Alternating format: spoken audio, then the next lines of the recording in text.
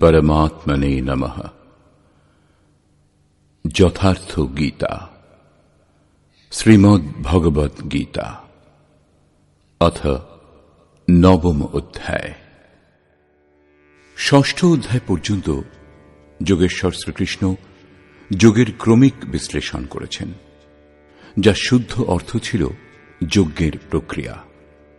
যজ্ঞে সেই আরাধনার বিধিবিশেষের বর্ণনা আছে, যা সম্পাদনে শ্রেষ্ঠ অবস্থা লাভ হয়, যাতে চরাচর জগৎ আহুতি সামগ্রী রূপে বিদ্যমান।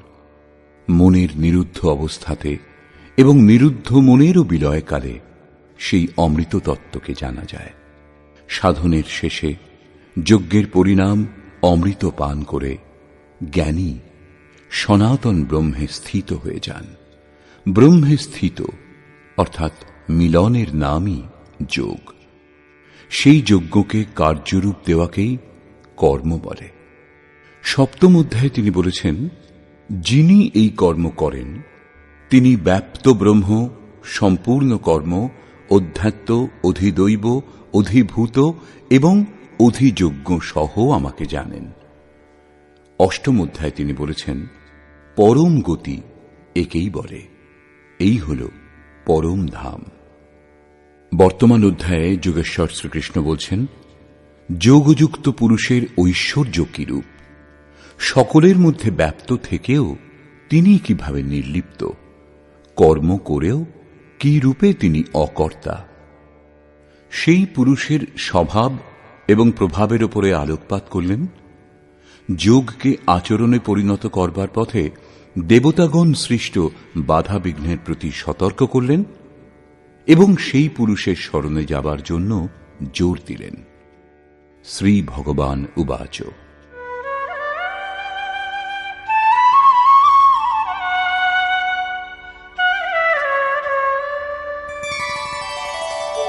ইদন্তু তে গুহ্যতমম প্রবক্ষ্যাম্যনসূয়বে জ্ঞানম বিজ্ঞানসহিতম যজ্ঞাত্বা মোক্ষ্যসে শুভাৎ। যোগেশ্বর শ্রীকৃষ্ণ বললেন, অর্জুন, অসূয়া অর্থাৎ ঈর্ষা দেশ মুক্ত তোমার জন্য আমি এই অতি গোপনীয় জ্ঞানকে বিজ্ঞান সহিত বলব, অর্থাৎ প্রাপ্তির পরে মহাপুরুষের অবস্থিতি সম্পর্কে বলব। কিরূপে সেই মহাপুরুষ সর্বত্র একসঙ্গে কর্ম করেন, কিরূপে জাগৃতি প্রদান করেন, কিরূপে রথী হয়ে সর্বদা আত্মার সঙ্গে থাকেন। ইয়ৎ জ্ঞাত্বা, যা সাক্ষাৎ জানার পর তুমি দুঃখরূপ সংসার থেকে মুক্ত হয়ে যাবে। সেই জ্ঞান কিরূপ, এই প্রসঙ্গে বলছেন,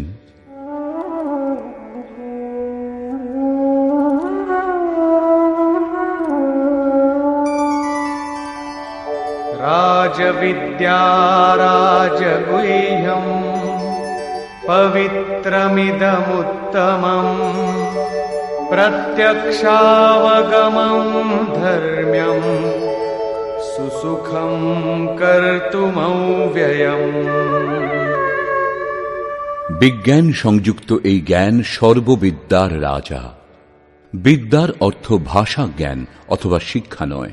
বিদ্যা হি কা ব্রহ্ম গতি প্রদায়া সা বিদ্যায়া বিমুক্তয়ে। বিদ্যা তাকে বলে যা লাভ করে পুরুষ ব্রহ্মপথে চলে মোক্ষ লাভ করেন। যদি পথমধ্যে সিদ্ধাই অথবা প্রকৃতিতে কোথাও আবদ্ধ হন, তাহলে প্রমাণিত হয় যে অবিদ্যা সফল হয়ে গেছে, সেটা বিদ্যা নয়। এই রাজবিদ্যা নিশ্চিত কল্যাণ করে। এই রাজবিদ্যা সমস্ত গোপনীয়ের রাজা। অবিদ্যা এবং বিদ্যার অবগুণ্ঠন, অনাবরণ ও যোগযুক্ত হলেই এর সঙ্গে মিলন হয়। এই বিদ্যা অতি পবিত্র, উত্তম এবং প্রত্যক্ষ ফলযুক্ত। এদিকে করলেই ওদিকে ফল লাভ হয়, এইরূপ প্রত্যক্ষ ফলযুক্ত। এটা অন্ধবিশ্বাস নয় যে এই জন্মের সাধনার ফল অন্য জন্মে লাভ হবে। এটা পরম ধর্ম, পরমাত্মার সঙ্গে সংযুক্ত। বিজ্ঞানসম্মত এই জ্ঞান লাভ করা সরল এবং অবিনাশী।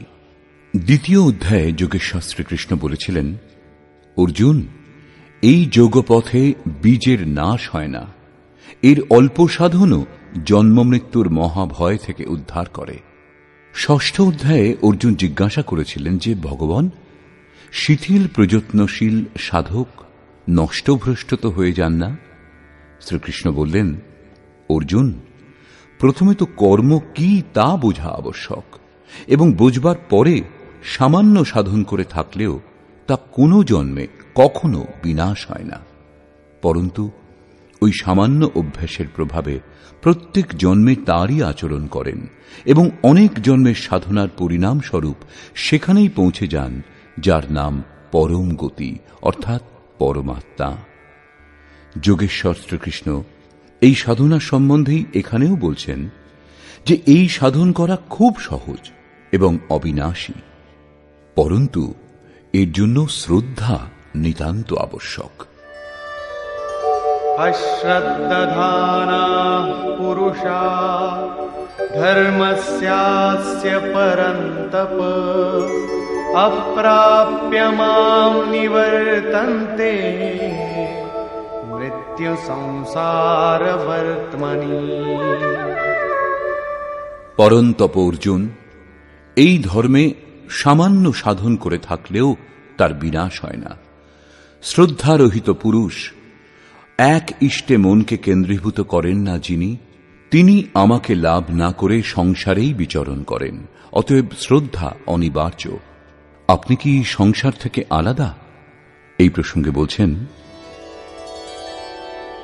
मया ततमिदं सर्वं जगदव्यक्तमूर्तिना मत्स्थानि सर्वभूतानि न चाहं तेष्वस्थितः। অব্যক্ত স্বরূপ আমার দ্বারা এই সমগ্র বিশ্ব পরিব্যাপ্ত, অর্থাৎ আমি যে স্বরূপে স্থিত তা সর্বত্র পরিব্যাপ্ত।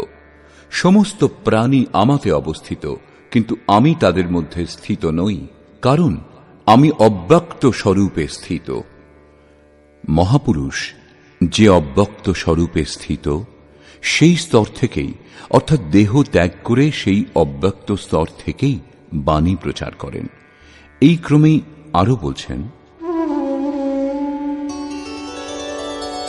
न च मत्स्थानि भूतानि पश्य मे योगमैश्वरम् भूतभृन्न च भूतस्थो ममात्मा भूतभावनः। বস্তুত সমস্ত ভূত আমাতে অবস্থিত নয়, কারণ তারা মরণ ধর্মা, প্রকৃতির আশ্রিত। কিন্তু আমার যোগমায়ার ঐশ্বর্য দর্শন করো। আমার আত্মা ভূতগণে অবস্থিত না হয়েও তাদের পোষক এবং উৎপাদক। আমি আত্মস্বরূপ, সেই জন্য আমি ওই ভূতগণে অবস্থিত নই। এই হল যোগের প্রভাব। এটা স্পষ্ট করবার জন্য যোগেশ্বর শ্রীকৃষ্ণ দৃষ্টান্ত দিলেন। यथाकाशस्थितो नित्यं वायुः सर्वत्र गो महान् तथा सर्वाणि भूतानि मत्स्थानीत्युपधारय। আকাশে উৎপন্ন মহাবায়ু যেরূপ আকাশে সদৈব অবস্থান করেও আকাশকে মলিন করতে পারে না, সেইরূপ ভূত সকল আমাতে স্থিত, এইরূপ জানবে। আমি আকাশবৎ নির্লিপ্ত, তারা আমাকে মলিন করতে পারে না। প্রশ্নটি সম্পূর্ণ হল। এইরূপ হয় যোগের প্রভাব। এখন প্রশ্ন, যোগী করেন কি? এই প্রসঙ্গে বলছেন,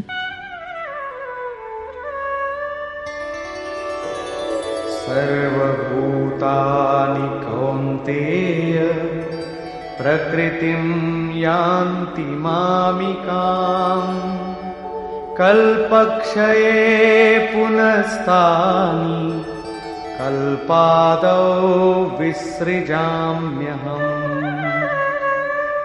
অর্জুন, কল্পের বিলয়কালে সকল ভূত আমার প্রকৃতি অর্থাৎ আমার স্বভাব প্রাপ্ত হয় এবং কল্পাদিতে আমি তাদের পুনঃ পুনঃ বিসৃজামি বিশেষ রূপে সৃষ্টি করি।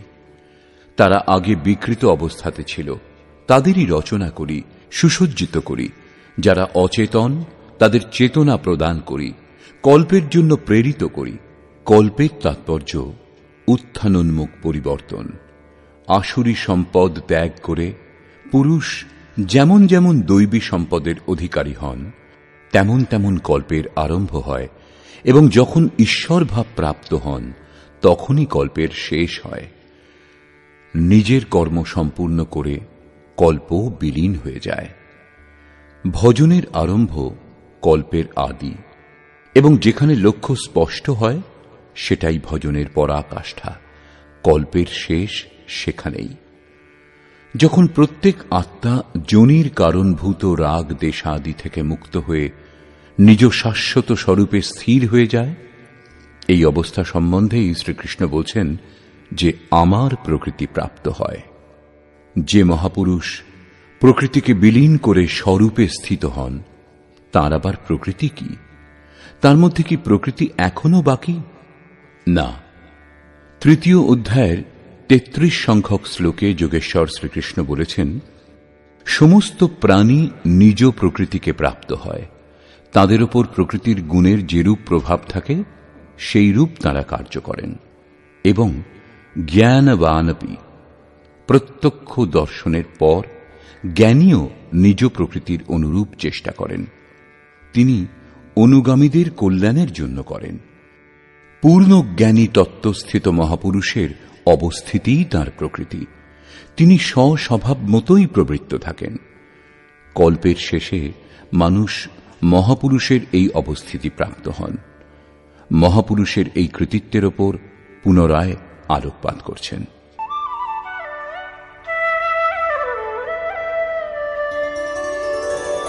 প্রকৃতিম স্বামবষ্টভ্য বিসৃজামি পুনঃ পুনঃ ভূতগ্রামমিমং কৃৎস্নম অবশম প্রকৃতির্বশাৎ। স্বীয় প্রকৃতি অর্থাৎ মহাপুরুষের অবস্থিতি স্বীকার করে প্রকৃতির বশাৎ নিজ নিজ স্বভাবে স্থিত প্রকৃতির গুণগুলির বশীভূত এই সমস্ত ভূত সমুদায়কে আমি পুনঃ পুনঃ বিসৃজামি বিশেষ রূপে সৃষ্টি করি, সুসজ্জিত করি। স্বীয় স্বরূপের দিকে এগিয়ে যাবার জন্য তাদের প্রেরণা প্রদান করি। তাহলে তো আপনি এই কর্ম দ্বারা আবদ্ধ। ন চ মাং তানি কর্মাণি নিবধ্নন্তি ধনঞ্জয় উদাসীনবদাসীনম আসক্তম তেষু কর্মসু। চতুর্থ অধ্যায়ের ৯ম শ্লোকে যোগেশ্বর শ্রীকৃষ্ণ বলেছিলেন, মহাপুরুষের কার্যপ্রণালী অলৌকিক হয়। ৯ম অধ্যায়ের ৪র্থ শ্লোকে বলেছেন, আমি অব্যক্ত রূপে কর্ম করি। এখানেও বলছেন, ধনঞ্জয়, আমি যে সমস্ত কর্ম অব্যক্ত রূপে করি সেগুলিতে আমার আসক্তি নেই। উদাসীন পুরুষের ন্যায় অবস্থিত বলে পরমাত্মস্বরূপ আমাকে সেই সকল কর্ম আবদ্ধ করতে পারে না। কারণ কর্মের পরিণামে যে লক্ষ্য প্রাপ্ত হয় তাতে আমি অবস্থিত, সেই জন্য সেই সমস্ত কর্ম করার জন্য আমি বাধ্য নই। প্রশ্ন ছিল স্বভাবের সঙ্গে যুক্ত প্রকৃতির কার্যগুলির। মহাপুরুষের অবস্থিতি ছিল, তার রচনা ছিল। এখন আমার অধ্যক্ষতায় মায়া যা সৃষ্টি করে তা কি? তাও একটা কল্প। ময়াধ্যক্ষেণ প্রকৃতি सूयते सचराचरम् हेतुनानेन कौन्तेय जगद्विपरिवर्तते। অর্জুন, আমার অধ্যক্ষতা দ্বারা অর্থাৎ আমার উপস্থিতিতে সর্বত্র ব্যাপ্ত আমার অধ্যক্ষতা দ্বারা এই মায়া অর্থাৎ ত্রিগুণময়ী প্রকৃতি, অষ্টধামূল প্রকৃতি এবং চেতন উভয়ই চরাচর বিশ্ব সৃষ্টি করে, যা ক্ষুদ্র কল্প, এবং এই কারণেই এই সংসার গমনাগমন চক্রে বিবর্তিত হয়। প্রকৃতির এই ক্ষুদ্র কল্প, যার মধ্যে কালের পরিবর্তন হতে থাকে, আমার অধ্যক্ষতায় প্রকৃতিই করে, আমি করি না। কিন্তু সপ্তম শ্লোকের কল্প আরাধনার সঞ্চার এবং সাধনা সম্পূর্ণ হওয়া পর্যন্ত মার্গদর্শনযুক্ত কল্প মহাপুরুষ স্বয়ং করে থাকেন। এক স্থানে তিনি স্বয়ং কর্তা, যেখানে বিশেষ রূপে সৃজন করেন। এখানে কর্তৃ প্রকৃতি, যে কেবল আমার আভাস পেয়েই এই ক্ষণিক পরিবর্তন করে, যার মধ্যে দেহ, কাল, যুগের পরিবর্তন ইত্যাদিগুলি আসছে। এইরূপ ব্যাপ্ত প্রভাব হওয়া সত্ত্বেও মূঢ় ব্যক্তিগণ আমাকে জানতে পারে না। যেমন অবজানন্তি মাম মূঢ়া মানুষীম তনুমাশ্রিতম পরম ভাবমজানন্তো মম ভূতমহেশ্বরম। সমস্ত ভূতের মহান ঈশ্বর রূপ আমার পরম ভাব সম্বন্ধে যারা জানে না, সেই মূঢ় ব্যক্তিগণ আমাকে মনুষ্য দেহধারী এবং তুচ্ছ বলে অবজ্ঞা করে। সমস্ত প্রাণীগণের ঈশ্বরেরও যিনি মহান ঈশ্বর, সেই পরম ভাবে আমি অবস্থিত, কিন্তু মনুষ্য দেহ আশ্রয় করে ব্যবহার করি বলে মূঢ় ব্যক্তিগণ জানে না। তারা আমাকে মানুষ বলে সম্বোধন করে। তাদেরই বা কি দোষ? দৃষ্টিপাত করে যখন, তখন মহাপুরুষের দেহটাই তো দেখতে পায়। আপনি মহান, ঈশ্বর ভাবে স্থিত, কিরূপে তারা বুঝবে? কেন তারা দর্শনে অসমর্থ হয়? এই প্রসঙ্গে বলছেন,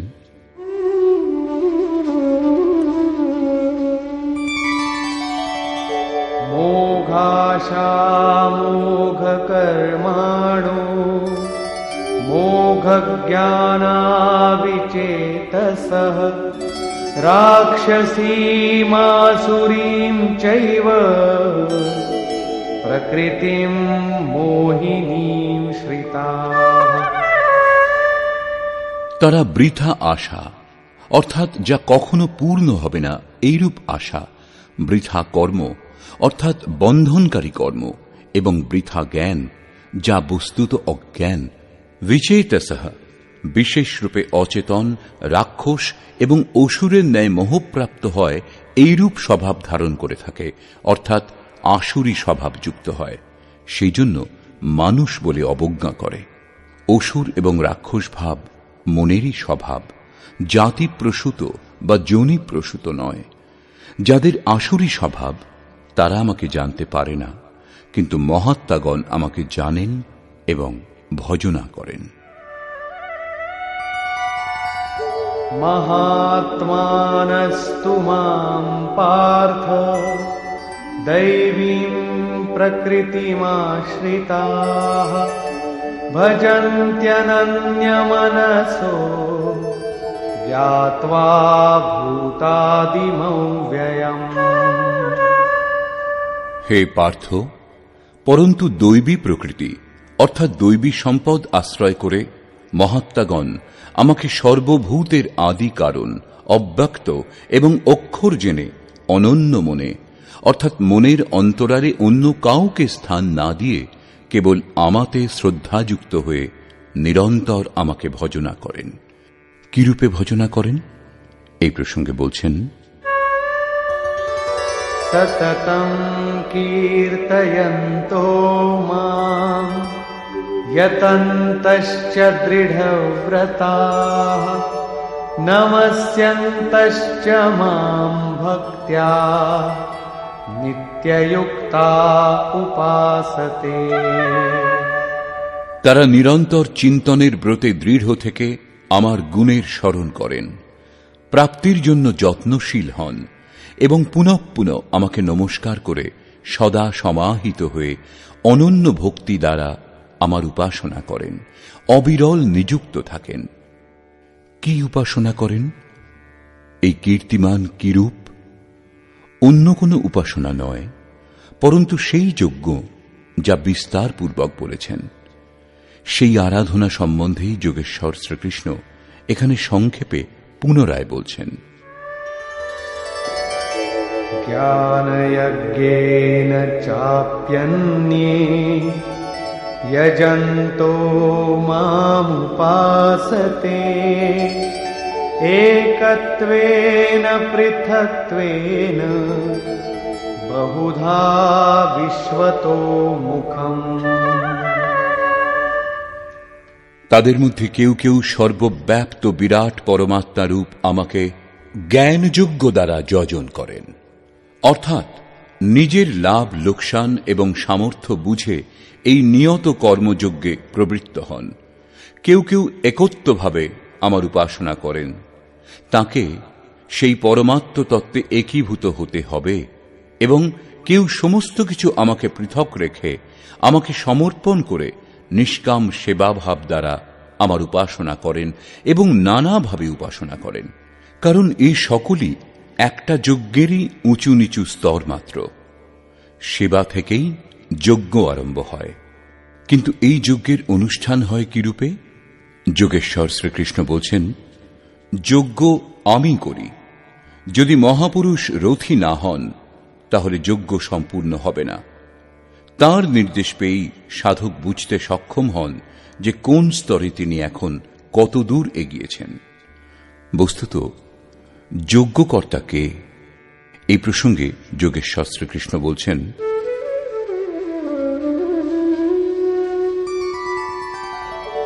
অহং ক্রতুরহং যজ্ঞঃ স্বধাহমহমৌষধম মন্ত্রোহমহমেবাজ্যম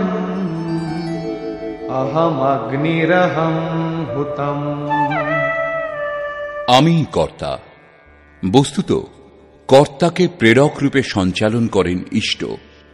কর্তার দ্বারা যেটুকু সম্ভব হয় তা আমার কৃপা। আমি যজ্ঞ, যজ্ঞ আরাধনার বিধি বিশেষ মাত্র। যজ্ঞ সম্পূর্ণ হবার পর পরিণাম স্বরূপ যে অমৃত প্রাপ্ত হয় তা পান করে পুরুষ সনাতন ব্রহ্মকে জানতে পারেন। আমি স্বধা, অর্থাৎ অতীতের অনন্ত সংস্কার বিলীন করা, তাদের তৃপ্ত করতে সক্ষম হওয়া, সেটা আমারই কৃপা। আমি ভবরোগ দূর করবার ঔষধি। আমাকে লাভ করার পর মনুষ্যগণ এই রোগ থেকে মুক্ত হয়ে যায়। আমি মন্ত্র। সাধক আমারই কৃপাতে মনকে শ্বাসের অন্তরালে নিরুদ্ধ করতে সমর্থ হয়। এই নিরোধ ক্রিয়াতে যে আজ্য অর্থাৎ হবি বস্তু তীব্রতা আনে তা আমি। আমারই প্রকাশে মনের সমস্ত প্রবৃত্তি বিলীন হয় এবং আহুতি অর্থাৎ সমর্পণও আমি। এখানে যোগেশ্বর শ্রীকৃষ্ণ বারবার আমি এই কথা বলছেন। এর তাৎপর্য এই যে আমি প্রেরক রূপে আত্মা থেকে অভিন্ন হয়ে এবং নিরন্তর নির্ণয় করে যোগক্রিয়া সম্পূর্ণ করতে সাহায্য করি। একেই বিজ্ঞান বলে। পূজ্য মহারাজজি বলতেন যে যতক্ষণ পর্যন্ত ইষ্টদেব রথী হয়ে শ্বাস প্রশ্বাসের গতি নিয়ন্ত্রণ করতে শুরু করে না দেন, ততক্ষণ পর্যন্ত ভজন আরম্ভই হয় না। কেউ হাজার চোখ বুজে ভজন করুক, দেহ কৃশ করুক, কিন্তু যতক্ষণ সেই পরমাত্মা যাকে লাভ করতে আমরা ইচ্ছুক, যে স্তরে আমরা দাঁড়িয়ে সেই স্তর থেকে আত্মা থেকে অভিন্ন হয়ে জাগ্রত না হন, ততক্ষণ ঠিকভাবে ভজনের স্বরূপ বোঝা যায় না। সেজন্য মহারাজজি বলতেন, আমার স্বরূপ ধারণ করো, আমি সব দেব। শ্রীকৃষ্ণ বলছেন, সব কিছু আমি প্রদান করি।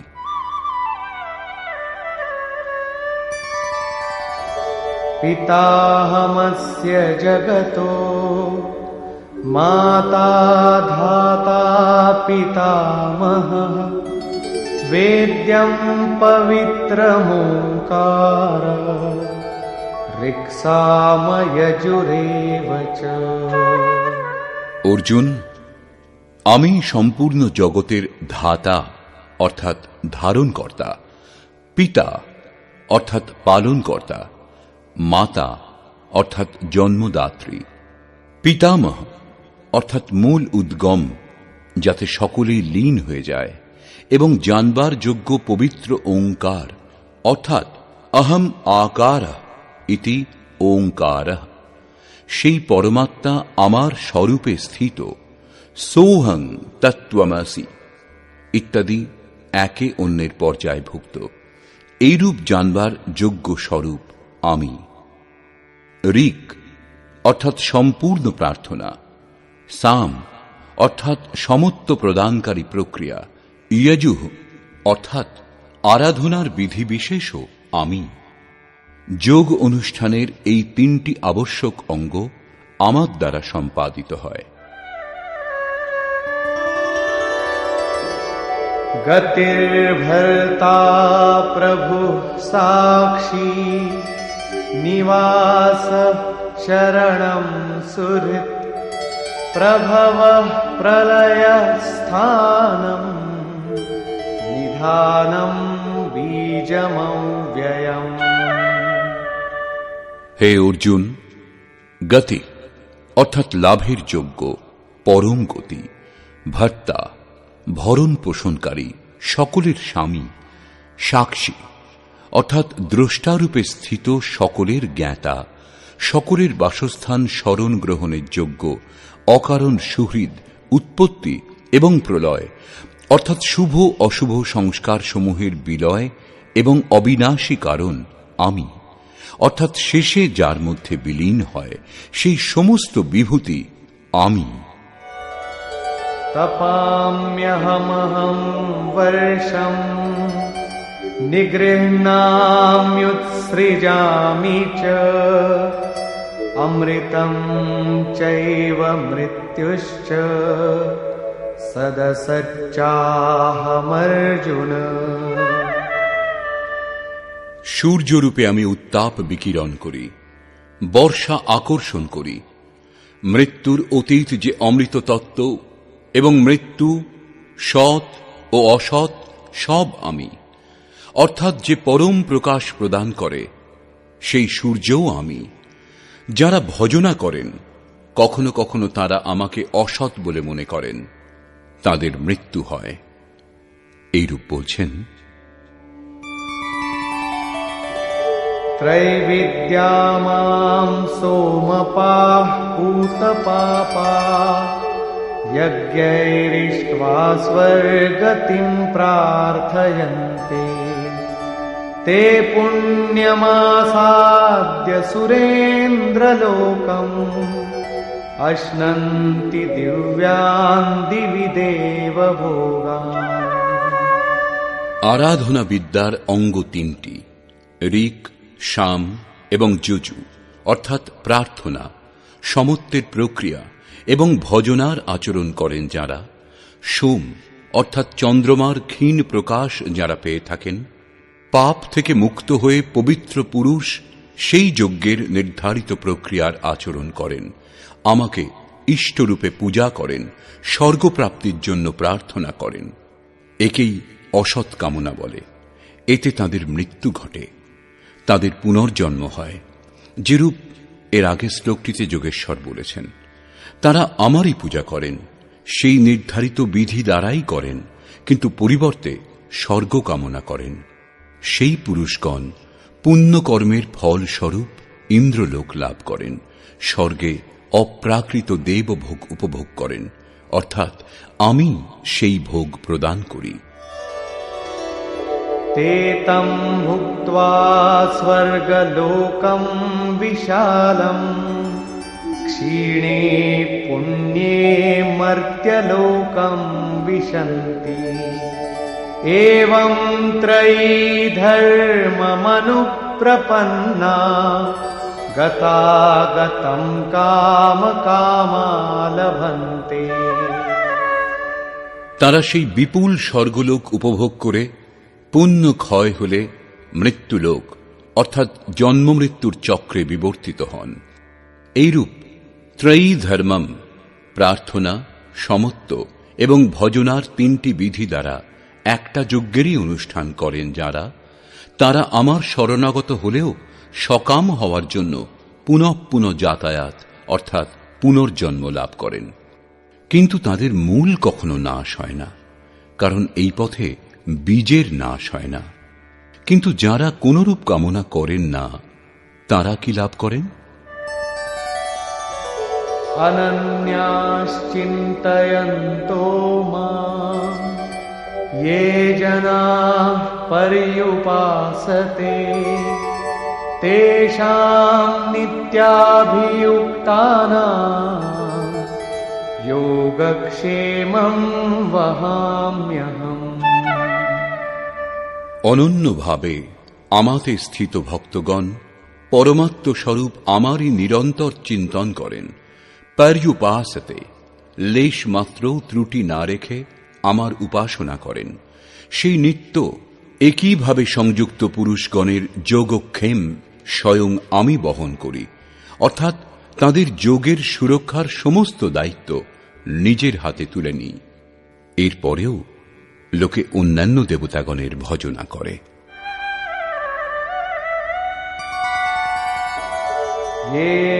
येऽप्यन्यदेवता भक्ता यजन्ते श्रद्धयान्विताः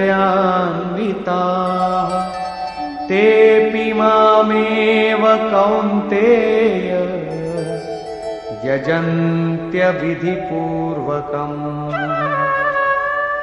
কৌন্তেয়, শ্রদ্ধাযুক্ত হয়ে যে ভক্তগণ অন্যান্য দেবতার পূজা করেন, তারা আমারই পূজা করেন, কারণ সে স্থানে কোনো দেবতার অস্তিত্ব নেই। কিন্তু তাদের এই পূজা বিধিসম্মত নয়। আমাকে লাভ করার বিধি থেকে এটা পৃথক। এখানে যোগেশ্বর শ্রীকৃষ্ণ দ্বিতীয়বার দেবতাগণের প্রকরণ তুলেছেন। সর্বপ্রথম সপ্তম অধ্যায়ের 20 থেকে 23 সংখ্যক শ্লোক পর্যন্ত তিনি বলেছেন, অর্জুন, কামনা দ্বারা যাদের জ্ঞান অভিভূত হয়েছে, এইরূপ মূঢ় ব্যক্তি অন্যান্য দেবতার পূজা করেন, এবং যে দেবতাকে পূজা করেন সেখানে দেবতা বলে কোনো সক্ষম সত্তার অস্তিত্বই তো নেই। পরন্তু অশ্বত্থ, প্রস্তর, ভূত, ভবানী অথবা অন্যত্র যে দেবতার প্রতি শ্রদ্ধা নিবেদন করা হয়, সেখানে কোনো দেবতার অস্তিত্ব নেই। সর্বত্র আমি, সেই স্থানেও আমিই দাঁড়িয়ে তাদের দেবশ্রদ্ধা সেই দেবতাতে স্থির করি। ফলেরও বিধান আমিই করি, ফল প্রদান করি, ফললাভও হয়, কিন্তু সেই ফল নষ্ট হয়ে যায়। আজ যা আছে তা কাল ভোগ করে নষ্ট হয়ে যাবে, পরন্তু আমার ভক্তের বিনাশ হয় না। অতএব সেই মূঢ়গণ যাদের জ্ঞান অভিভূত হয়েছে, তারা অন্যান্য দেবতার ভজনা করে। প্রস্তুত অধ্যায়ের 23 থেকে 25 সংখ্যক শ্লোক পর্যন্ত যোগেশ্বর শ্রীকৃষ্ণ পুনরায় বলছেন, অর্জুন, যারা শ্রদ্ধাপূর্বক অন্যান্য দেবতার পুজো করেন, তারা আমারই পুজো করেন, কিন্তু তা বিধিসম্মত নয়। সেখানে দেবতার সক্ষম সত্তা নেই, তাদের প্রাপ্তির বিধি দোষপূর্ণ। এখন প্রশ্ন উঠছে যে যখন তাঁরাও প্রকারান্তরে আপনারই পূজা করেন এবং ফললাভও করেন, তখন তাতে ক্ষতি কি? अहं हि सर्वयज्ञानां भोक्ता च प्रभुरेव च न तु मामभिजानन्ति तत्त्वेनातश्च्यवन्ति ते। সকল যজ্ঞের ভোক্তা, অর্থাৎ যজ্ঞ যার মধ্যে বিলীন হয়, যজ্ঞের পরিণামে যা লাভ হয় তা আমি, এবং আমি প্রভু, পরন্তু তারা আমাকে তত্ত্বত উত্তম রূপে জানে না। সেই জন্য চ্যবন্তি, স্খলিত হন, অর্থাৎ তারা কখনো অন্যান্য দেবতাতে পতিত হন, এবং তত্ত্বত যতক্ষণ না জানেন ততক্ষণ কামনা দ্বারাও পতিত হন। তাঁদের গতি কি? यान्ति देवव्रता देवान् पितॄन्यान्ति पितृव्रताः भूतानि यान्ति भूतेज्या यान्ति मद्याजिनोऽपि माम्। অর্জুন, দেবোপাসকগণ দেবগণকে প্রাপ্ত হন। দেবগণ পরিবর্তিত সত্তা, তারা নিজের সৎকর্মানুসারে জীবন অতিবাহিত করেন। পিতৃগণের পূজকগণ পিতৃগণকে প্রাপ্ত হন, অর্থাৎ অতীতের মধ্যে সীমাবদ্ধ থাকেন। ভূতোপাসকগণ ভূত হন, অর্থাৎ দেহ ধারণ করেন, এবং আমার ভক্ত আমাকেই লাভ করেন। তারা সাক্ষাৎ আমার স্বরূপ হন, তাদের পতন হয় না। এটুকুই নয়, আমার পূজার বিধিও সরল। পত্রম পুষ্পম ফলম তোয়ম यो मे भक्त्या प्रयच्छति तदहं भक्त्युपहृतम् अश्नामि प्रयतात्मनः। এখান থেকেই ভক্তি আরম্ভ হয়। যিনি আমাকে ভক্তিপূর্বক পত্র, পুষ্প, ফল, জল অর্পণ করেন, মন থেকে প্রযত্নশীল সেই ভক্তের ওই সব সামগ্রী আমি গ্রহণ করি। সেই জন্য यत्करोषि यदश्नासि यज्जुहोषि ददासि यत्तपस्यसि कौन्तेय तत्कुरुष्व मदर्पणम्। অর্জুন, তুমি যে কর্মের অর্থাৎ যথার্থ কর্মের আচরণ করো, যা আহার করো, যা হোম করো, দান করো, এবং মন সহিত ইন্দ্রিয় সমূহকে আমার অনুরূপ প্রস্তুত করো, সেই সমস্ত আমাকে সমর্পণ করবে, অর্থাৎ আমার প্রতি সমর্পিত হয়ে এই সমস্ত করো। সমর্পণ করলে আমি যোগ ক্ষেত্রের দায়িত্ব বহন করব।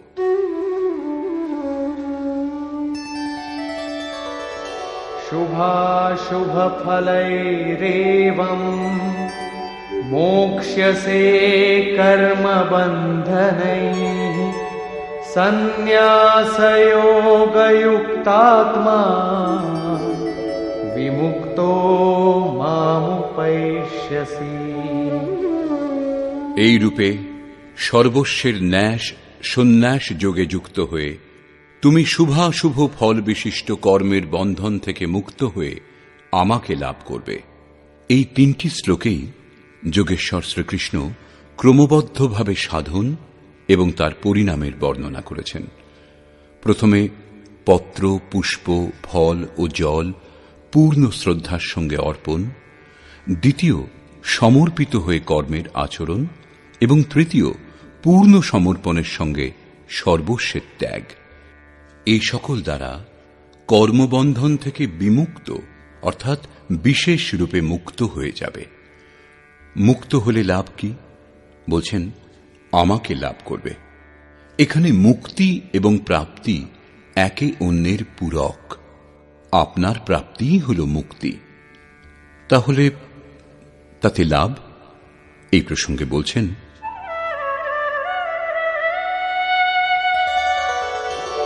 समोऽहं सर्वभूतेषु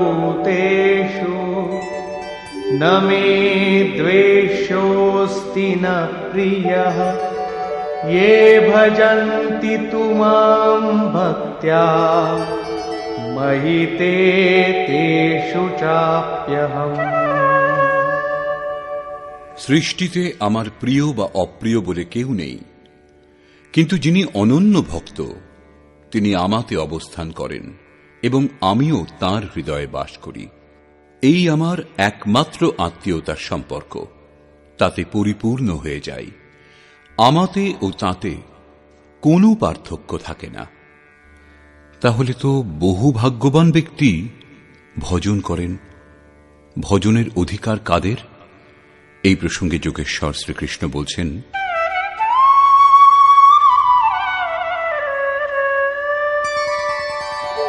अपि चेत् सुदुराचारो भजते मामनन्यभाक् साधुरेव समन्तव्यः सम्यग् व्यवसितो हि सः। অতি দুরাচারীও যদি অনন্যভাবে অর্থাৎ অন্য ন আমাকে ছাড়া কোনো অন্য বস্তু অথবা দেবতাকে ভজনা না করে কেবল আমারই নিরন্তর ভজনা করে, তাহলে তাকে সাধু বলে মনে করবে। যদিও এখন সে সাধু নয়, কিন্তু তার সাধু হওয়াতে কোনো সন্দেহও নেই, কারণ সে যথার্থ নিশ্চয়াত্মক হয়েছে। অতএব ভজন আপনিও করতে পারেন, শর্ত কেবল এই যে আপনি মানুষ হবেন, কারণ মানুষই যথার্থ নিশ্চয়াত্মক হয়। গীতা শাস্ত্র পাপীদের উদ্ধার করে এবং সেই পথিক क्षिप्रं भवति धर्मात्मा शश्वच्छान्तिं निगच्छति कौन्तेय प्रतिजानीहि न मे भक्तः प्रणश्यति। ভজনের প্রভাবে সেই দুরাচারীও শীঘ্রই ধর্মাত্মা হন, পরম ধর্ম পরমাত্মার সঙ্গে সংযুক্ত হন এবং সদা শাশ্বত পরম শান্তি লাভ করেন। কৌন্তেয়, আমার ভক্ত কখনো নষ্ট হয় না, তুমি নিশ্চিত জানবে। একটা জন্মে মুক্তি লাভ না হলে পরের জন্মগুলিতে সেই সাধন সম্পূর্ণ করে শীঘ্রই পরম শান্তি লাভ করেন। অতএব সদাচারী দুরাচারী ভজনের অধিকার সকলেরই। শুধু তাই নয়, मां हि पार्थ व्यपाश्रित्य येऽपि स्युः पापयोनयः स्त्रियो वैश्यास्तथा शूद्राः तेऽपि यान्ति परां गतिम्। পার্থ, স্ত্রী, বৈশ্য, শূদ্র বা পাপজনী যে কেউ হোক না কেন, তারা সকলেই আমাকে আশ্রয় করে পরম গতি লাভ করে। অতএব গীতা শাস্ত্র মানুষ মাত্রের জন্যে, তা সে যে কোনো কর্মেই প্রবৃত্ত হোক না কেন, বিশ্বের যে কোনো স্থানে তার জন্ম হয়ে থাকুক না কেন, গীতা সকলের জন্য এক সমান কল্যাণের উপদেশ দেয়। গীতা শাস্ত্র সার্বভৌম। পাপজনী ষষ্ঠদশ অধ্যায়ের 7 থেকে 21 সংখ্যক শ্লোকে আসুরী বৃত্তির লক্ষণগুলির অন্তর্গত ভগবান বলেছেন, যারা শাস্ত্রবিধি ত্যাগ করে নামমাত্র যজ্ঞের দ্বারা সদম্ভে ভজনা করে, তারা নরগণের মধ্যে অধম। তারা পরমাত্মারূপ আমাকে দ্বেষ করে, সেই জন্য পাপী। যজ্ঞের অনুষ্ঠান না করেও যজ্ঞের নাম দিয়ে সদম্ভে ভজনা করে যারা, তারা ক্রূরকর্মা এবং পাপাচারী অর্থাৎ পাপজনী। বৈশ্য শূদ্র ভগবৎ পথের স্তর বিশেষ। স্ত্রী জাতির প্রতি কখনো সম্মান, কখনো হেয় দৃষ্টিতে দেখার মনোভাব সমাজে সদাই ছিল, কিন্তু যোগক্রিয়াতে স্ত্রী এবং পুরুষ উভয়েরই সমান প্রবেশাধিকার।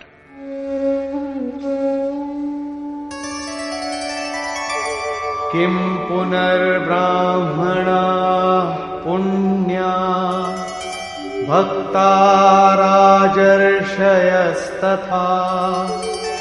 अनित्यमसुखं लोकम् इमं प्राप्य भजस्व माम्। তাহলে ব্রাহ্মণ এবং রাজর্ষি ক্ষত্রিয় শ্রেণীর ভক্তগণের জন্য কি বলার থাকতে পারে? ব্রাহ্মণ হল এক অবস্থা বিশেষ। এই অবস্থা প্রাপ্ত সাধকের মধ্যে ব্রহ্মে স্থিত হওয়ার সমস্ত যোগ্যতা পাওয়া যায়। শান্তি, আর্জব, অনুভবে উপলব্ধি, ধ্যান এবং ইষ্টের নির্দেশ অনুসারে চলবার ক্ষমতা যার মধ্যে আছে, তিনি ব্রাহ্মণ। রাজর্ষি ক্ষত্রিয়ের মধ্যে ঋদ্ধি সিদ্ধির সঞ্চার, শৌর্য, প্রভুভাব, পশ্চাৎপদ না হওয়ার মনোভাব থাকে। এই স্তরের যোগী মুক্ত হয়ে যান, তাদের জন্য কিছু বলবার থাকে না। অতএব অর্জুন, তুমি সুখবিহীন ক্ষণভঙ্গুর এই মনুষ্য দেহ ধারণ করেছ যখন, তখন আমারই ভজনা করো। এই নশ্বর দেহের প্রতি আসক্ত হয়ে সময় নষ্ট করো না। যোগেশ্বর শ্রীকৃষ্ণ এখানে চতুর্থবার ব্রাহ্মণ, ক্ষত্রিয়, বৈশ্য এবং শূদ্রের চর্চা করলেন। দ্বিতীয় অধ্যায়ে তিনি বলেছিলেন, ক্ষত্রিয়ের জন্য যুদ্ধ অপেক্ষা শ্রেষ্ঠ কল্যাণের আর কোনো পথ নেই। তৃতীয় অধ্যায়ে তিনি বলেছিলেন, স্বধর্মে নিধন ও শ্রেয়স্কর। সংক্ষেপে চতুর্থ অধ্যায়ে তিনি বলেছিলেন, 4 বর্ণের সৃষ্টি করেছি আমি। তাহলে কি মানুষের বিভাগ 4 জাতিতে করেছেন? বললেন, না, গুণ কর্ম বিভাগশঃ। গুণের পরিমাপে কর্মকে 4 শ্রেণীতে ভাগ করা হয়েছে। শ্রীকৃষ্ণের অনুসারে কর্ম হল একমাত্র যজ্ঞের প্রক্রিয়া। অতএব এই যজ্ঞের অনুষ্ঠান যারা করেন তারা 4 প্রকারের হন। প্রবেশকালে এই যজ্ঞকর্তা শূদ্র, অল্পজ্ঞ হয়। এই পথে এগিয়ে কিছু ক্ষমতা লাভ হলে আত্মিক সম্পত্তি কিছু কিছু সংগ্রহ হয় তখন এই যজ্ঞকর্তাই বৈশ্য শ্রেণীতে প্রবেশ করে।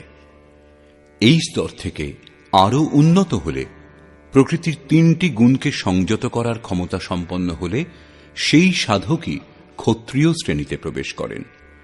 এবং যখন এই সাধকের স্বভাবে ব্রহ্মানুভূতির যোগ্যতা লাভ হয়, তখন সাধক ব্রাহ্মণ হন। শূদ্র ও বৈশ্য শ্রেণীর সাধকের থেকে ক্ষত্রিয় ও ব্রাহ্মণ শ্রেণীর সাধকগণ ঈশ্বর প্রাপ্তির অধিক সমীপে অবস্থান করেন। শূদ্র ও বৈশ্য ব্রহ্মের অন্তর্ভুক্ত হয়ে শান্ত হবে। তাহলে যারা এর চেয়ে উঁচু অবস্থা লাভ করেছেন তাদের জন্য কি বলা বাকি থাকে? তারা তো লাভ করবেনই। গীতা যে সমস্ত উপনিষদের সার সর্বস্ব, সেগুলি ব্রহ্মবিদুষী মহিলাদের কাহিনীতে পরিপূর্ণ। তথাকথিত ধর্মভীরু গোঁড়া ব্যক্তিগণ বেদ অধ্যয়নের অধিকার অনধিকারের ব্যবস্থা নিয়ে অনর্থক মস্তিষ্ক চালনায় ব্যস্ত থাকুক। যোগেশ্বর শ্রীকৃষ্ণের স্পষ্ট বক্তব্য, যজ্ঞার্থ কর্মের নির্ধারিত ক্রিয়া পদ্ধতিতে স্ত্রী পুরুষ সকলেরই সমান অধিকার। সেই কারণে তিনি ভজন করবার জন্য উৎসাহ দিচ্ছেন। মন্মনা ভব মদ্ভক্তো মদ্যাজি মাম নমস্কুরু মামে বৈশ্যসি উক্ত্বৈবম আত্মানম মৎপরায়ণঃ। অর্জুন, মদগত চিত্ত হও। আমার অতিরিক্ত মনে যেন অন্য কোনো ভাবের উদয় না হয়। আমার অনন্য ভক্ত হও। অনবরত চিন্তনে প্রবৃত্ত থাকো। শ্রদ্ধাপূর্বক নিরন্তর আমাকেই পূজা করো এবং আমাকেই নমস্কার করো।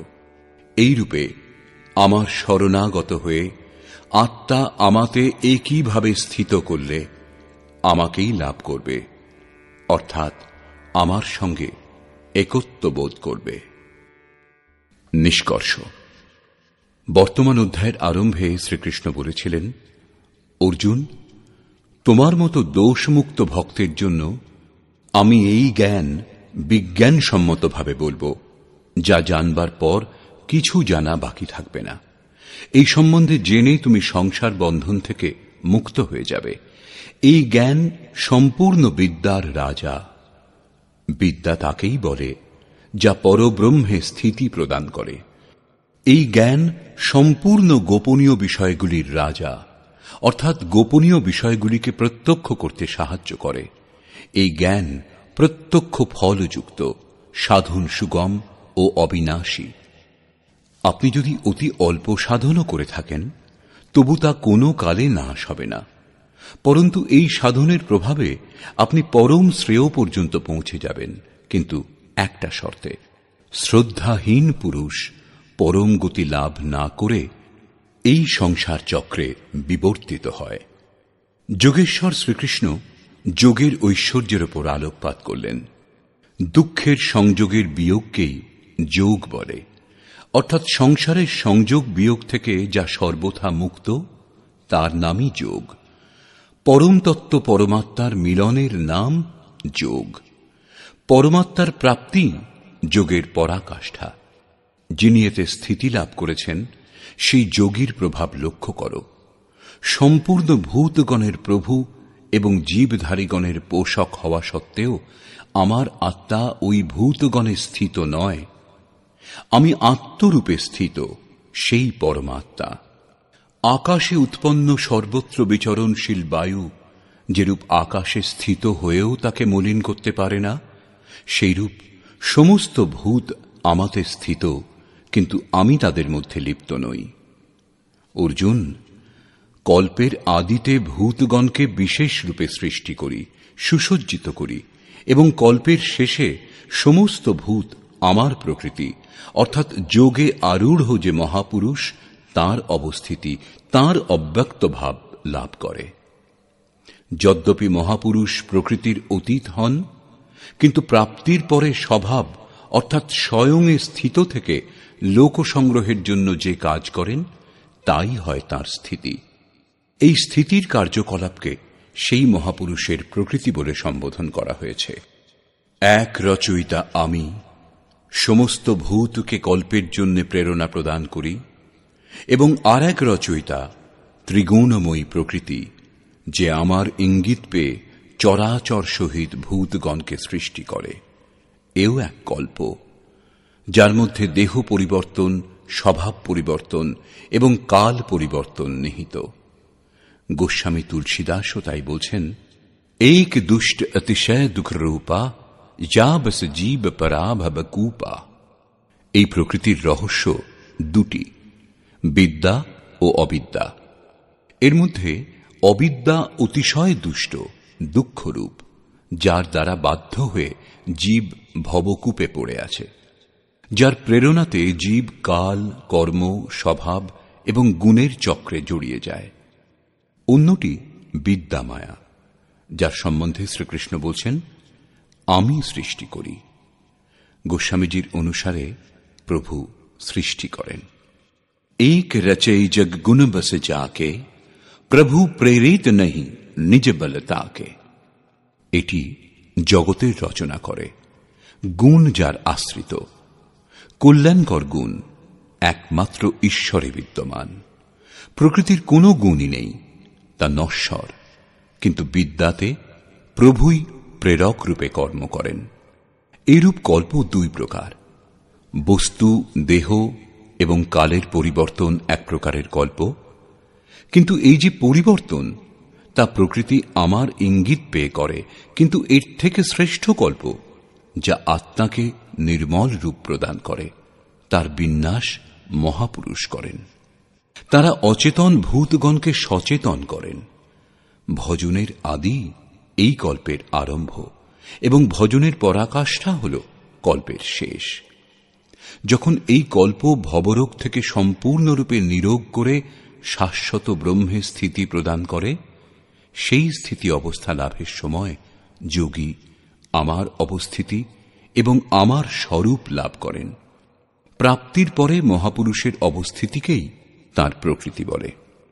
ধর্মগ্রন্থগুলিতে গল্পের মাধ্যমে উল্লেখ করা হয়েছে যে 4টি যুগ সম্পূর্ণ হওয়ার পরেই কল্প সম্পূর্ণ হয়, মহাপ্রলয় হয়। প্রায়ই লোকে এর যথার্থ সম্বন্ধে বুঝতে পারে না। যুগের তাৎপর্য হল 2। যতক্ষণ আপনি পৃথক, আরাধ্য পৃথক, ততক্ষণ যুগধর্ম থাকবে। গোস্বামীজি রামচরিতমানসের উত্তরকাণ্ডে এই বিষয়ে চর্চা করেছেন। যখন তামসিক গুণ কাজ করে, রাজসিক গুণ অল্প মাত্রাতে থাকে, তখন চারিদিকে শত্রুতা এবং বিরোধ ভাব দেখা দেয়। এইরূপ ব্যক্তি কলিযুগীয় হয়, সে ভজনে অক্ষম হয়। কিন্তু সাধনা আরম্ভ হলে যুগের পরিবর্তন হয়, রাজসিক গুণের বৃদ্ধি হয়, তামসিক গুণ ক্ষীণ হয়ে আসে, স্বভাবে সামান্য সাত্ত্বিক গুণও চলে আসে। হর্ষ এবং ভয়ের দ্বিধা অন্তর্মনে চলতে থাকে, তখন সেই সাধক দাপর যুগের অবস্থা লাভ করে। ক্রমশ সাত্ত্বিক গুণের বাহুল্য হলে রজোগুণ স্বল্প মাত্রায় থাকে, আরাধনা কর্মে আসক্তি হয়। ত্যাগের ক্ষমতা লাভ করে ত্রেতা যুগে এইরূপ সাধক বহু যজ্ঞ করেন। যজ্ঞানাং জপযজ্ঞোস্মি, যে জপ যজ্ঞের শ্রেণীতে পড়ে সেই জপ, যার ওঠানামা শ্বাস প্রশ্বাসে তার অনুষ্ঠান করবার ক্ষমতা লাভ হয়। যখন শুধু সত্যগুণ বাকি থাকে, বৈষম্যের ভাব বিলুপ্ত হয়, সমতা লাভ হয়, এটাই কৃতযুগ অর্থাৎ কৃতার্থ যুগ অথবা সত্য যুগের প্রভাব। সেই সময় প্রত্যেক যোগী বিজ্ঞানী হন, ঈশ্বরকে সম্যক রূপে জানার যোগ্য হন, স্বাভাবিকভাবে ধ্যানমগ্ন হওয়ার ক্ষমতা তারা লাভ করেন। বিবেকীগণ মনের মধ্যে যে যুগধর্মের উত্থান পতন হয় তা বুঝতে পারেন। মনকে নিরুদ্ধ করবার জন্য অধর্মকে পরিত্যাগ করে ধর্মে প্রবৃত্ত হন। যখন নিরুদ্ধ মনের বিলয় হয়, তখন যুগের সঙ্গে কল্পও শেষ হয়ে যায়। পূর্ণত্বে স্থিতি প্রদান করে কল্পও শান্ত হয়ে যায়। একেই প্রলয় বলে, যখন প্রকৃতি পুরুষে বিলীন হয়। এরপর মহাপুরুষের যা অবস্থিতি, তাই তার প্রকৃতি, তার স্বভাব। যোগেশ্বর শ্রীকৃষ্ণ বলছেন, অর্জুন, মূঢ় ব্যক্তি আমাকে জানে না, ঈশ্বরেরও ঈশ্বর আমাকে তুচ্ছ বলে মনে করে, সাধারণ মানুষ ভাবে। প্রত্যেক মহাপুরুষের সঙ্গে এই বিড়ম্বনা হয়, তৎকালীন সমাজ তাদের উপেক্ষা করে, তীব্রভাবে তাদের বিরোধ করা হয়েছে। শ্রীকৃষ্ণ এর অপবাদ ছিলেন না। তিনি বলছেন যে আমি পরম ভাবে স্থিত, কিন্তু শরীর আমার মানুষেরই। সেই জন্য মূঢ়গণ আমাকে তুচ্ছ বলে, মানুষ বলে সম্বোধন করে। এইরূপ ব্যক্তিগণের আশা, কর্ম, জ্ঞান সব ব্যর্থ। এইরূপ ব্যক্তিগণ যা খুশি তাই বলে, যে কোনো কাজ করে বলে আমরা কামনা করি না। এইরূপ বললেই যেন নিষ্কাম কর্মযোগী হওয়া যায়। সেই আসুরিক স্বভাব ব্যক্তিগণ আমাকে পরখ করতে পারে না, কিন্তু দৈবী সম্পদ যাঁরা লাভ করেছেন তারা অনন্যভাবে আমার ধ্যান করেন, নিরন্তর আমার গুণের চিন্তন করেন। অনন্য উপাসনা অর্থাৎ যজ্ঞার্থ কর্মের মার্গ দুটি। প্রথমটি জ্ঞানযজ্ঞ, অর্থাৎ নিজের ওপর নির্ভর করে নিজের সামর্থ্য বুঝে সেই নিয়ত কর্মে প্রবৃত্ত হওয়া, এবং অন্যটি প্রভু সেবক ভাবের, যার মধ্যে সদ্গুরুর প্রতি সমর্পিত হয়ে সেই কর্মই করা হয়। এই দুটি দৃষ্টিকোণের মাধ্যমে লোকে আমার উপাসনা করে, কিন্তু তাদের দ্বারা যতটুকু কর্ম সম্ভব হয় সেই যজ্ঞ, আহুতি, কর্তা, শ্রদ্ধা এবং ঔষধি যেগুলির দ্বারা ভবরোগের চিকিৎসা হয় তা আমি। শেষে যে গতি লাভ হয় সেই গতিও আমি। এই যজ্ঞকেই লোকে ত্রৈবিদ্যা, প্রার্থনা, ভজনা এবং সমত্ব প্রদানকারী বিধিগুলির মাধ্যমে সম্পাদন করেন, কিন্তু পরিবর্তে স্বর্গের কামনা করেন। আমি তা প্রদানও করি। তার প্রভাবে তারা ইন্দ্রপদ প্রাপ্ত হন, দীর্ঘকাল ধরে উপভোগ করেন, কিন্তু পুণ্য ক্ষীণ হলে তাদের পুনর্জন্ম হয়। সঠিক ক্রিয়া হওয়া সত্ত্বেও ভোগ কামনা করার জন্য তাদের পুনর্জন্ম হয়। সেই জন্য ভোগের কামনা করা উচিত নয়। যিনি অনন্যভাবে অর্থাৎ আমি ছাড়া অন্য কেউ নেই এরূপ ভাব নিয়ে নিরন্তর আমার চিন্তন করেন, লেশ মাত্রও ত্রুটি না রেখে ভজনা করেন, তাঁর যোগের সুরক্ষার দায়িত্ব আমি নিজ হাতে তুলে নিই। এরপরেও কিছু সংখ্যক লোক অন্যান্য দেবতার পূজা করে, তারা আমারই পূজা করে, কিন্তু আমার প্রাপ্তির বিধি তা নয়। সম্পূর্ণ যজ্ঞের ভোক্তা যে আমি এটা তারা জানে না, অর্থাৎ তারা পূজার পরিণামে আমাকে লাভ করে না, সেই জন্য তাদের পতন হয়। তারা দেবতা, ভূত অথবা পিতৃগণের কল্পিত রূপে নিবাস করে, কিন্তু আমার ভক্ত আমার মধ্যে নিবাস করে, আমার স্বরূপ লাভ করে। যোগেশ্বর শ্রীকৃষ্ণ এই যজ্ঞার্থ কর্মকে অতি সহজ বলছেন। তিনি বলছেন, ফল, ফুল অথবা যা কিছু শ্রদ্ধার সঙ্গে আমাকে অর্পণ করা হয় তা আমি গ্রহণ করি। অতএব অর্জুন, তুমি সমস্ত আরাধনা আমাকে সমর্পণ করো। যখন সর্বস্বের ন্যাস হবে, তখন তুমি যোগযুক্ত হয়ে কর্মের বন্ধন থেকে মুক্ত হয়ে যাবে, এবং সেই মুক্তিও আমার স্বরূপ এক। বিশ্বের সমস্ত প্রাণী আমার, কোনো প্রাণীর প্রতি আমার প্রীতি বা দ্বেষ ভাব নেই। আমি তটস্থ থাকি, কিন্তু যিনি আমার অনন্য ভক্ত, আমি তার মধ্যে অবস্থিত এবং তিনি আমার মধ্যে স্থিত। অত্যন্ত দুরাচারী, জঘন্যতম পাপীও যদি অনন্য ভক্তি শ্রদ্ধার সঙ্গে আমাকে ভজনা করে, তাহলে সে সাধু মান্য করার যোগ্য। যদি সে দৃঢ় নিশ্চয় হয়, তাহলে সে শীঘ্রই পরমের সঙ্গে সংযুক্ত হয়ে যায় এবং সদা শাশ্বত পরম শান্তি লাভ করে। এখানে শ্রীকৃষ্ণ স্পষ্ট করলেন, ধার্মিককে, এই সৃষ্টির অন্তর্ভুক্ত যে কোনো প্রাণী যদি অনন্যভাবে এক পরমাত্মার ভজনা করে, তাকে চিন্তন করে, তাহলে সে শীঘ্রই ধার্মিক হয়ে যায়। অতএব সেই ব্যক্তি ধার্মিক যে একমাত্র পরমাত্মার স্মরণ করে।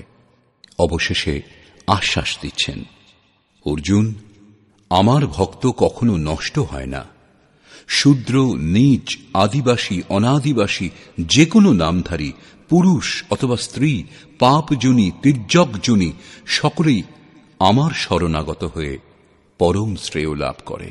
সেই জন্য অর্জুন, সুখ রহিত, ক্ষণভঙ্গুর কিন্তু দুর্লভ মনুষ্য দেহ ধারণ করেছ যখন, তখন আমার ভজনা করো। তাহলে ব্রহ্মে স্থিতি প্রদানকারী যোগ্যতাগুলির সঙ্গে যিনি যুক্ত, সেই ব্রাহ্মণ, এবং যিনি রাজর্ষিত্বের স্তর থেকে ভজনা করেন, এইরূপ যোগীর জন্য কি বলার থাকতে পারে? তারা তো প্রকৃতি দ্বন্দ্বের অতীত। অতএব অর্জুন, নিরন্তর আমাতেই মনকে যুক্ত করো, নিরন্তর নমস্কার করো। এই রূপে আমার শরণাগত হয়ে তুমি আমাকেই লাভ করবে, যেখান থেকে ফিরে আসতে হয় না। প্রস্তুত অধ্যায়ে সেই বিদ্যার ওপর আলোকপাত করেছেন যা শ্রীকৃষ্ণ স্বয়ং জাগ্রত করেন। এটি রাজবিদ্যা, একবার জাগ্রত হলে নিশ্চিত রূপে কল্যাণ করে। অতএব